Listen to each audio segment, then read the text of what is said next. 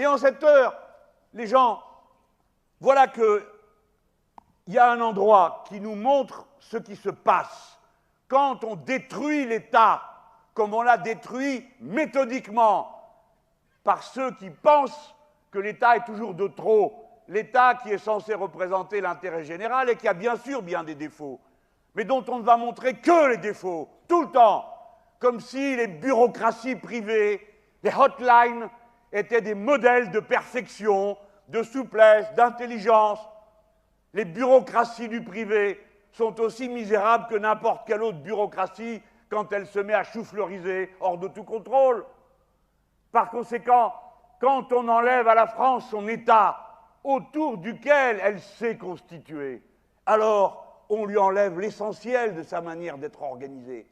D'autres peuples ont d'autres talents, mais nous avons celui-là. Au fil de notre histoire, nous l'avons construit.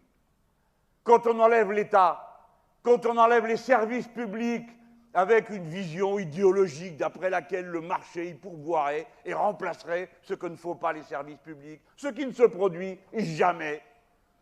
Car bien sûr, tout coûte plus cher une fois qu'on a privatisé.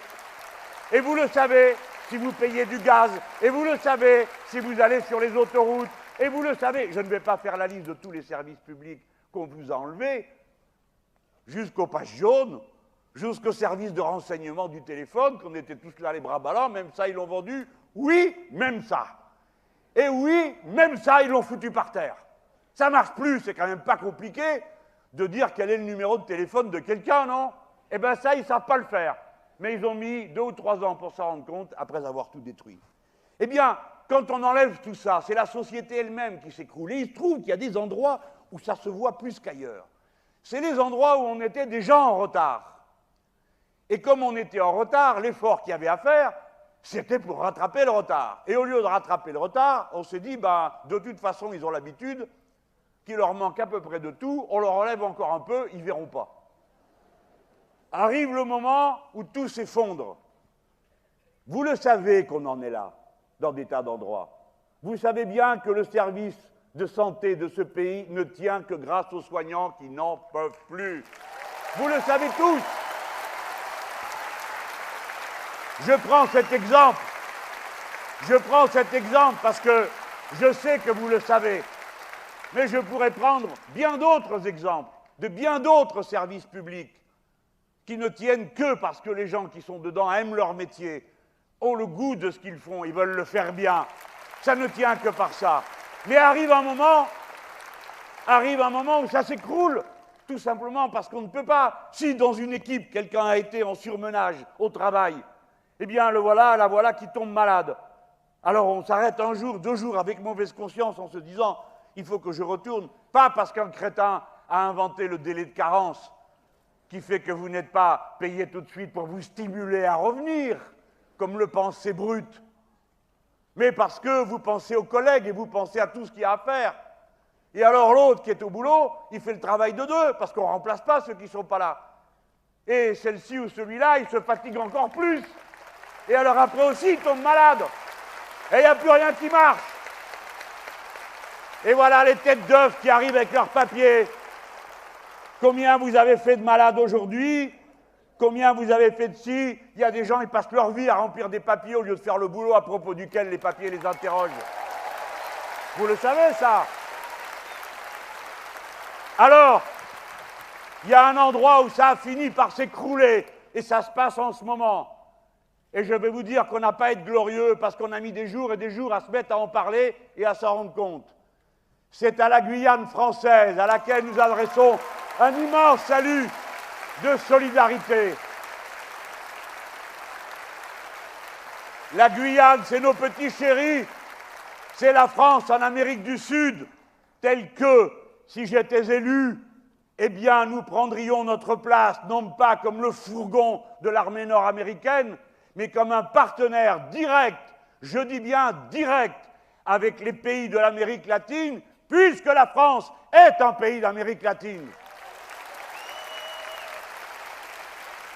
Alors, à la Guyane qui crie parce que tout s'est effondré aujourd'hui, puisqu'on est à Rennes, mais ça aurait pu être ailleurs, de la part de tous ceux qui s'y trouvent, Le signal que nous allons leur donner, c'est que je vais lire la lettre qu'ils ont envoyée au président de la République, pour le cas où vous ne sauriez pas qu'ils l'ont fait, et pour le cas où vous ne sauriez pas que la réponse a été exactement le contraire de ce qu'ils demandent. Monsieur le Président, peut-être le savez-vous déjà par les services préfectoraux et les ministères, ce n'est pas sûr. Par leur mobilisation générale de ces derniers jours, nos concitoyens ont tenu à vous alerter solennellement sur le fait que la Guyane se meurt, gangrénée par une insécurité générale touchant tous ses secteurs d'activité, qu'ils soient économiques, sociaux ou culturels. La Guyane est devenue une terre de violence généralisée. Violence économique, elle se manifeste par l'absence totale de croissance réelle, par un non-développement entretenu, ayant pour conséquence la destruction régulière du tissu économique. Les entreprises sont en difficulté, le taux de chômage est de 22% en moyenne et même de 40% chez les jeunes. Vous entendez ça, les gens? Il n'y a pas de croissance, il n'y a pas d'activité, alors qu'on est à côté de la plus grande forêt du monde et qu'il y a de plus en plus de gens. Comment on arrive à une absurdité pareille? Je continue. Violence sanitaire. Les établissements de santé, publics et privés confondus, sont dans un état pitoyable. Les hôpitaux ressemblent plus à des mouroirs qu'à des lieux de guérison. Le nombre d'évacuations sanitaires rendues nécessaires vers les Antilles et la métropole atteint des chiffres extravagants. 380 en 2015, 410 en 2016, pour une population totale estimée à 330 000 personnes. Elle se caractérise par le taux d'échec scolaire le plus élevé de France, entraînant par voie de conséquence le taux d'insertion professionnelle le plus bas. 8 élèves sur 25 qui rentrent dans une classe de CP n'auront pas de travail à l'âge adulte. Violence sociale presque banalisée, elle se vit au quotidien par les constats suivants. L'inaccessibilité à l'eau courante ou à l'électricité pour 25% de nos enfants. La jeunesse minée par l'alcool et la drogue sans que personne ne s'en émeuve. La pollution des eaux et de leur faune par les métaux lourds. Le retard numérique, l'insuffisance d'infrastructures, les routes, les ponts, le reste. La difficulté d'accès aux besoins énergétiques élémentaires et l'absence de réseau téléphonique. Toutes situations inacceptables pour une terre qui se veut le phare européen de la haute technologie et du spatial aux énormes moyens. Violence fondamentale, elle se traduit par le pillage systématique de notre sous-sol et de la mer, par la capture du foncier, par une gestion arbitraire, voire discriminatoire des terres, par des organismes publics ou dépendants de l'État. Violence administrative, dépendant de l'État, tel l'ONF qui s'arroge des pouvoirs exorbitants. Violence administrative, engendrée par une réglementation tant nationale qu'européenne, complètement inadaptée à nos réalités. Elle induit une faiblesse financière structurelle dans la majorité des collectivités locales qui devraient normalement et légalement être mises sous tutelle. Ces réglementations sont contre-productives. Elles entravent aussi bien l'action des élus que celle des acteurs économiques. Cette violence concerne également les contraintes réglementaires imposées au monde agricole, aggravant ainsi la dépendance alimentaire de la Guyane. Violence culturelle. Tous ces désordres empêchent une cohésion sociale apaisée dans une société qui n'a pas les moyens d'absorber les flux d'immigrants légaux et illégaux entretenus. Enfin, violence physique. Cette violence aux graves conséquences psychologiques se décline aujourd'hui quotidien par le viol des personnes et des habitations, par le vol sous toutes ses formes, les braquages et les meurtres en croissance exponentielle contre lesquels les forces de l'ordre semblent impuissants. Monsieur le Président, la Guyane va très mal. Le pays se délite, ce que je viens de vous dire. Et l'imminence du chaos n'est plus une hypothèse d'école. Il y va de l'avenir d'une population française profondément attachée à sa patrie, qui n'entend pas se laisser détruire. Nous vous prions instamment et respectueusement de dépêcher les ministres concernés, possédant l'autorité et la capacité à décider, afin qu'au terme d'un dialogue ouvert et constructif, des mesures urgentes, efficaces et engageant l'État puissent enfin être prises. Pour le collectif Sauvons la Guyane, regroupant les représentants de la société civile, des syndicats patronaux et de salariés, c'est signé le collectif pour la Guyane.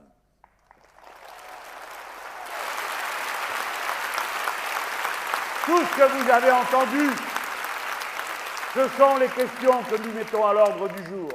L'État qui a disparu, plongeant la société dans le chaos, des richesses immenses que personne ne pense à utiliser d'une manière respectueuse de la nature, Et quand par hasard on s'en occupe, c'est pour tout détruire autour. Créer des mines qui saccagent tout, chercher l'or et pourrir les rivières et l'eau des nappes phréatiques.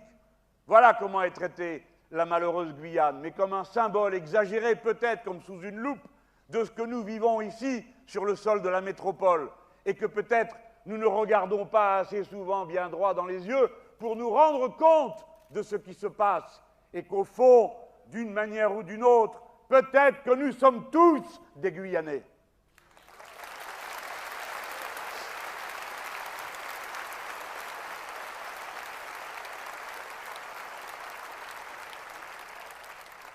Voilà comment, dans la vie concrète, prend place le programme L'Avenir en commun. La réponse au problème que soulèvent les Guyanais est dans l'avenir en commun. La règle verte, nous ne prendrons jamais plus à la nature que ce qu'elle peut reconstituer.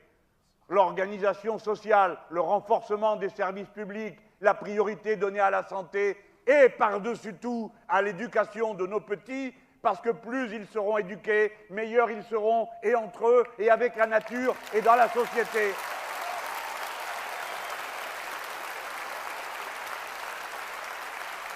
À ceux qui ne cessent de dire que ça coûterait trop cher, nous leur demandons à combien ils évaluent les désastres qu'ils laissent se produire, à combien ils évaluent la catastrophe qui viendrait si, comme le dit le collectif, la Guyane sombrait dans le chaos. Et si la métropole sombrait dans le chaos sanitaire parce qu'on aura trop méprisé les installations de santé. Et si la métropole sombrait dans le chaos ferroviaire parce qu'on n'a pas entretenu les infrastructures, parce qu'on a dirigé tout ça n'importe comment. Et si la métropole venait à sombrer dans la catastrophe du fait de ceux qui continuent à penser, butés, bornés qu'ils sont, que l'énergie nucléaire ne présentera jamais aucun problème, alors que nous savons tous que c'est le contraire.